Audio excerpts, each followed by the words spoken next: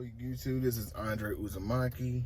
I am back with another video, and today I'm going to be in my car again.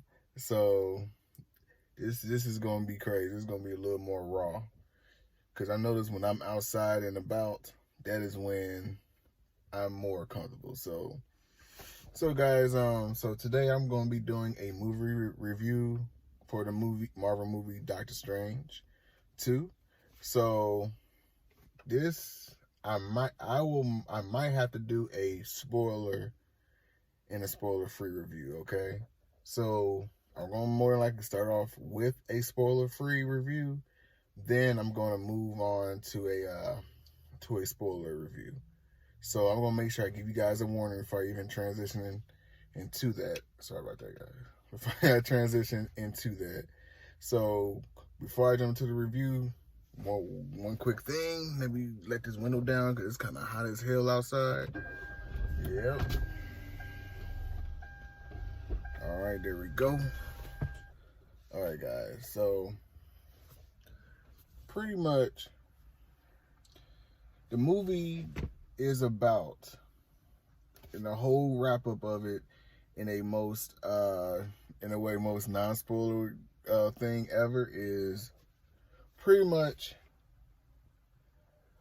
Doctor Strange has met this girl, and she has the ability to literally like jump from different dimensions. That is her power and super strength. So the whole thing with the movie is Wanda is still grieving from her losing her love. Okay, so to pretty much let you know, she's her purpose of being in this movie is to abduct this girl, this little young girl, for she can do her bidding of finding peace in another dimension. Okay, that's the best way I can put it for you guys without spoiling it. And I'm just gonna tell you, this movie is easily my favorite Marvel movie ever. Number 2 will probably be Spider-Man 2. And that's saying something, because I'm like a freaking diehard fan of Tobey Maguire's Spider-Man. I've for years argued that Tobey Maguire's Spider-Man is better than Tom Holland's. But I have to say this, Doctor Strange 2 hit on so many levels emotionally. Like, I actually cared about the characters, okay? And the thing is, and the story is like top notch, okay? Like, the story had me invested. The acting was superb, and there wasn't really any slow parts. If you ask me, the movie started off with action and beautiful scenery and stuff. Like, I can't see anybody not liking how fast-paced this movie is, okay? So I give it up for everyone in this movie. Like, all of you guys did an amazing job. If you ever get to see this video, you guys did an amazing job, because you had me, the guy who just old Marvel is better than new Marvel when it comes to stuff, had me saying this is my favorite Marvel movie of all time. And that's saying something, because this movie was amazing, okay?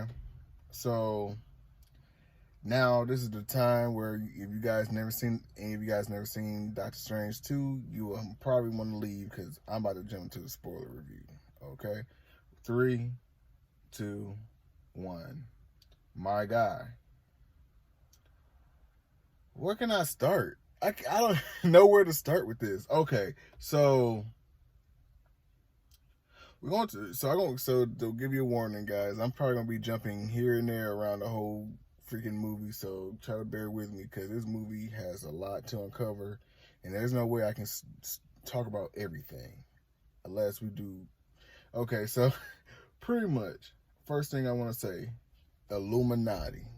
You guys probably like, what the hell, Illuminati? What does that have to do with this, Andre? Well, This movie finally introduced the Illuminati into the Marvel Universe, and here's where the craziness begins. The Illuminati is pretty much, it's pretty much like how it is in this world, but in the Marvel Universe, the Illuminati is consisted of, here we go, Professor X.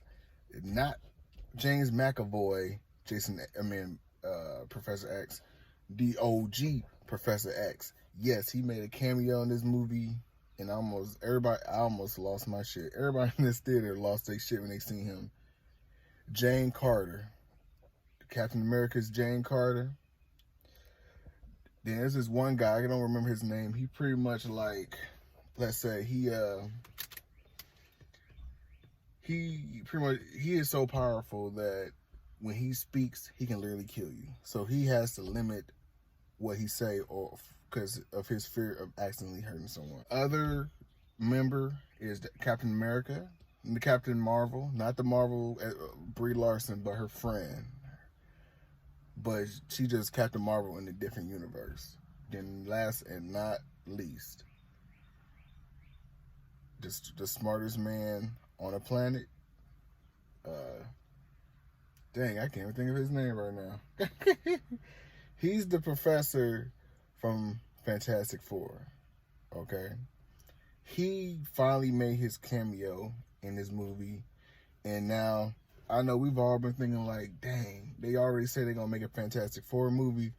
But I like how they introduced him into this universe. I like how they brought them into this universe, or to this scenery. Because pretty much, like I said, Wanda, or we gonna call her Scarlet Witch in this movie, because she loses her shit in this. So her thing is, I'm guessing because she is still grieving the loss of her love, that her mind in a way fucks with her, like to where she thinks that she has kids with this love in a different dimension. Okay, so pretty much she was like, because she still in grief, started doing irrational stuff, and she was yearning to get to her kids in a different dimension. Okay, so remember in my spoiler-free part of this video, is this little girl who can literally jump through dimensions by will if she wanted to. But the thing is, in this movie, she's still trying to learn how to use it. But Scarlet Witch heard of her, and her whole thing is trying to get to her, before she can reunite with her kids in a different dimension. Sound crazy, right? All right, so Doctor Strange. Okay, Doctor Strange. This guy, like I said, please forgive me because I'm trying to clump everything into this one video. So pretty much, he is trying to defend his little girl because he knows that if Scarlet Witch gets a hold of her, it'd be fucking sad and freaking pathetic and it'd be misery in the universe, and if Scarlet gets a hold of this girl. Okay, so along the way is more of like a trying to hide and protect this girl. They can time skip because they know that if she's caught, there's a penalty that everyone in the universe has to pay. So yeah, so pretty much that's the whole premise of it. So to the Illuminati. So Doctor Strange was arrested because his other self in a different dimension had caused and created conflict and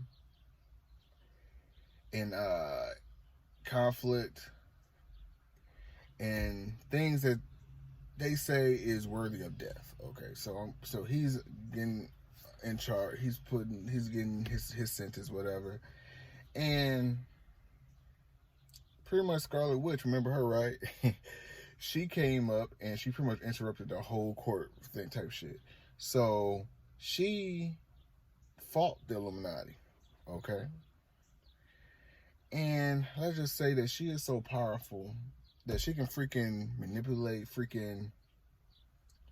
that shit called. She can freaking manipulate freaking reality. Because remember the guy said he literally can speak and kill you? She literally changes him to where his mouth wouldn't open. It was literally like he didn't have a mouth, and she killed. Bruh, you guys need to go see this, because I really don't want to tell you everything. Even though I know this is a spoiler review, I can't tell you everything. Because Jane Carter as Captain America in this movie was freaking great. I love her character. I almost, man, I ain't gonna, man, this movie almost had a gangster shed a tear, bro. Because when I seen Xavier, when I seen Jane Carter, I lost my shit. Because those are nostalgic. They're nostalgic to me. I'm only 23, guys. Like, I might look 30. I'm only 23. So when I seen them two, I lost my shit. Xavier and Jane Carter. And Jane Carter, she could be Captain America any day, any movie. Because the way she carried this role, the strength that she had in this movie, and the freaking fighting scenes in this movie was freaking top notch. And it just, guys, I'm just going to cut it here. I'm going to end this video here and telling you.